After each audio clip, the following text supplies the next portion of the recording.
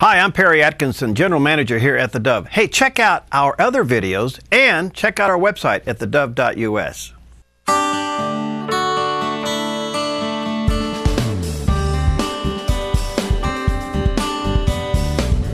Welcome to Focus Today. I'm your host, Perry Atkinson. We have really a great lineup of some guests, and the first of which is somebody I've been looking forward to talking to for quite some time. Star Parker. She's the president of CURE, which stands for Center for Urban Renewal and Education. It's a conservative think tank in Washington, D.C., and her own personal story from where she came from to accepting Christ into her life and what she is doing today is a remarkable one. But today she's going to talk to us about some of the key issues that she's tracking with her think tank in Washington, D.C. So join me now as we talk to Star Parker. Well, today I've been looking forward to interviewing our special guest, Star Parker, for quite some time. It's been a long time since I've talked to her on the phone, and if you've ever heard this lady speak, you are in for an event.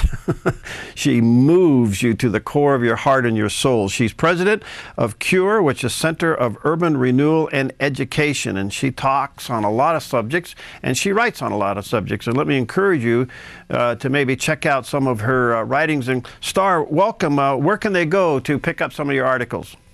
Well, if they go to my website, urbancure.org, then they'll get them straight from me. Otherwise, they're syndicated nationally, and they can look at their local newspaper, go to some of their most favorite news sites like Town Hall or WorldNet Daily or One News Now. But we prefer they come to urbancure.org and come straight to me. It's good being with you, Perry. Hi. Hi. Nice to see you. Good. Yeah, thank you. Are you going to be at the NRB?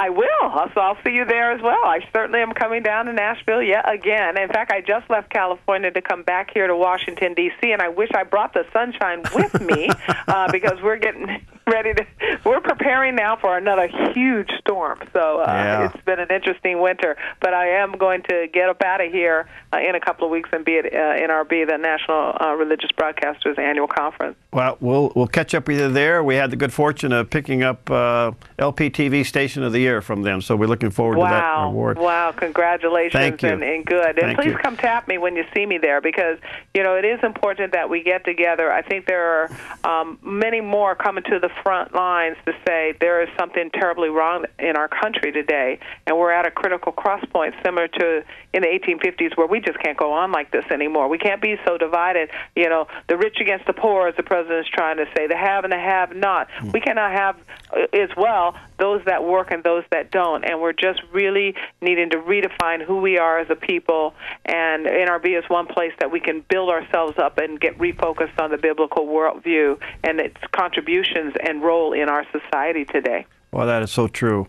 Well, let's get into a couple of these, Star. I don't even know where to start because I know that you could probably speak for hours on all of them, but one quick one, and that is yesterday the president again changed the Affordable Care Act, Obamacare, and this makes 27 times since he was signed into law that he's changed it. Is this legal? Well, it is legal now. Whether it's something that the American people should allow to happen, so much power out of the executive branch after not only he forced through the law in the Congress, but to also have the Supreme Court say that it was constitutional. The Supreme Court did say that it's a tax, so the Congress can defund it, and the president cannot do anything with the funding part of Obamacare, but he certainly can tweak around the edges, as we're seeing him do. Yeah. And frankly, some of us are saying go for it, because we might not have to have a big effort to repeal, because it looks like he might be repealing it himself.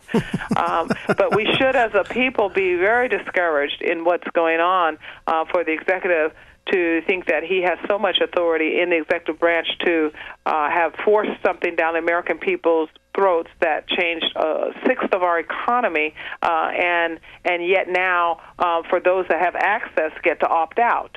He should opt all Americans out. This is very damaging to the healthcare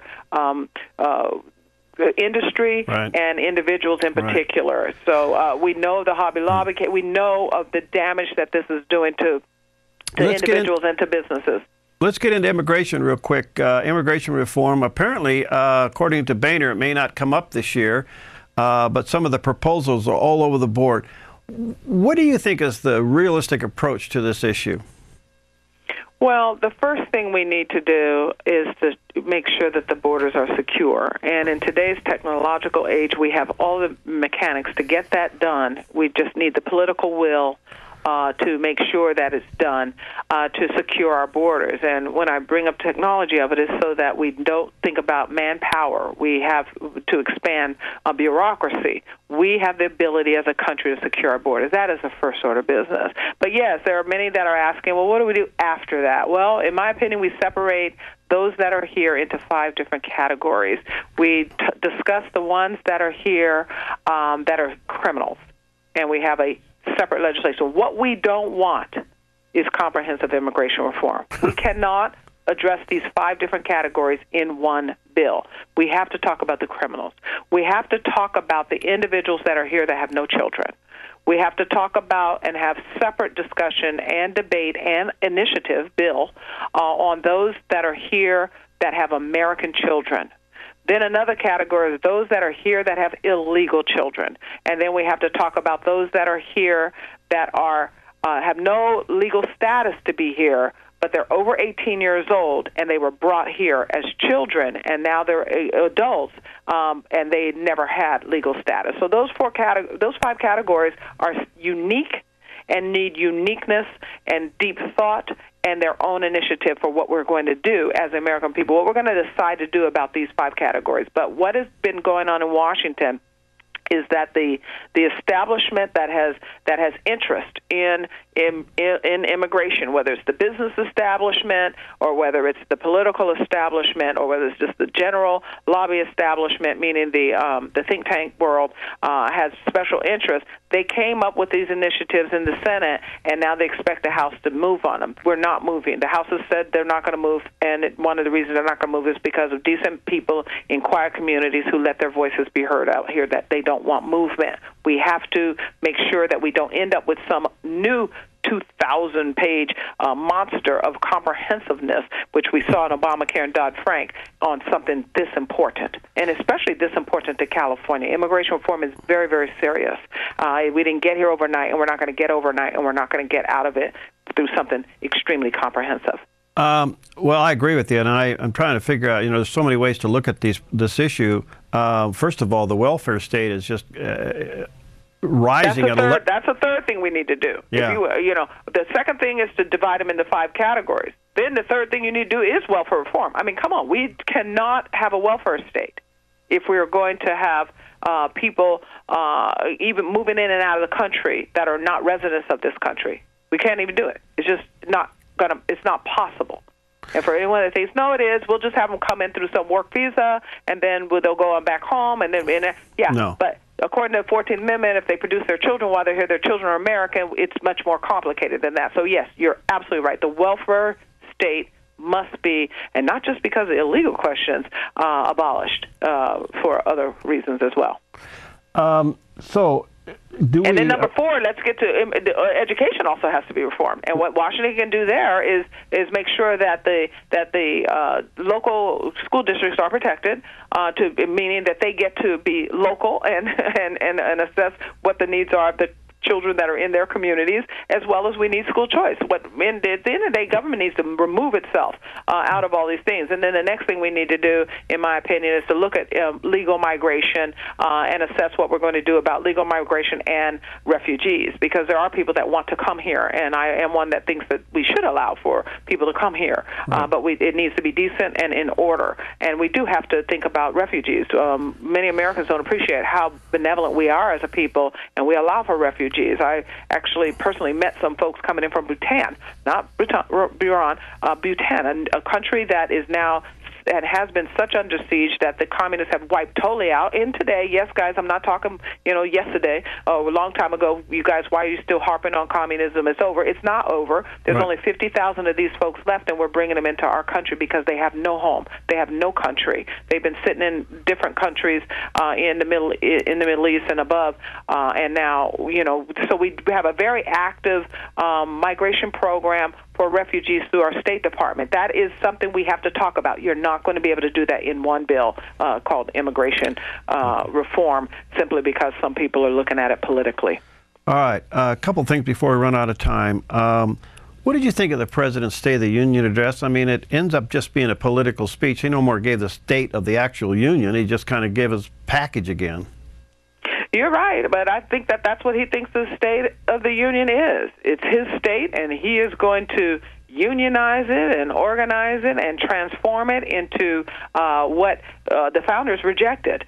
But there are those that really believe that these ideas will work. We just have to, ideas of socialism, some are saying it's more like communism because they're built of the same cloth, that communism is just socialism with claws. I forgot who coined that phrase, but it is absolutely true. And that's what this philosophy of this president and his administration and his party are about. And what the American people have to do is make a decision. We can't go on like this. Who do they want to do? Do we want to be biblical and free, or do we want to be secular and socialist? That's the question on the table. That's what every election in the near future is about, and all these other little things are details. If your house is on fire, we can sit there and try to talk about who started it. We can sit there and talk about, what kind of matches we're going to take away from society, or we can say we're going to put this fire out. And our house is on fire. We are going in a direction that throughout the history of the world, people have gone into and destroyed themselves from inside. And we have that debate. We are at that road, and now the American people have to decide which country they want to be. Well, Star, you're an inspiration. How can people help you do what you do? Well, I run a think tank in Washington. It is a 501c3. It's a nonprofit, and I love to have private supporters because that's all we get. We're not government funded whatsoever, and we kind of shy away, if we can, from corporate money even because, people that don't know my story, I believe the lie of the left. I believed everything they're saying today. Right. The poor were poor because of wealthy. Your problem is somebody else's fault. America's so racist, don't even bother mainstream. And my life collapsed. I ended up in and out of their abortion clinics. I ended up on welfare system, 7 years in and out, 3.5 years consistently, and it wasn't until God got a hold of my heart, reached down in that little dark hole that I dug for myself and pulled me out of, that I was able to think more clearly, get a college degree, get into business, and now today run a think tank where we promote market-based solutions to fight poverty. We do not want the welfare state. This is destroying individuals, it's destroying entire communities, and it is bankrupting our country. So that's what I do. My group is Urban Cure. UrbanCure.org is where people will find all types of information about me and what I do. And I really, really appreciate you allowing me the opportunity to even share what I do on your radio because we fund ourselves through the generosity of individuals. Good. Well, I encourage people to check it out and support what you do. You do a wonderful job. And I look forward to bumping into you in a couple of weeks at the NRB. Keep up the good work, Star, and blessings to you. Please do. You'll blend in with the crowd, but there are very few out there with long braids, so black skin and braids. That's what I tell people. You'll recognize me and just come say hi. I look forward to it. When I grab you and hug you, you'll know who it is. Okay. Uh-oh. Whoa. Will your wife be there? Yep, she will be. She'll be there. All right. Don't let her have her hand on her hip saying, who is he hugging? I'll get a hug from her, too. Okay. Thanks, Star. God bless you, my brother. Okay, and I'll see you in a few weeks. Well, she's just a delightful gal, and I look forward to having her on more often. Well, I got a question for you. Do you know that you are paying for 11 abortions in the state of Oregon every day? We'll give you some more information on that coming up in just a moment.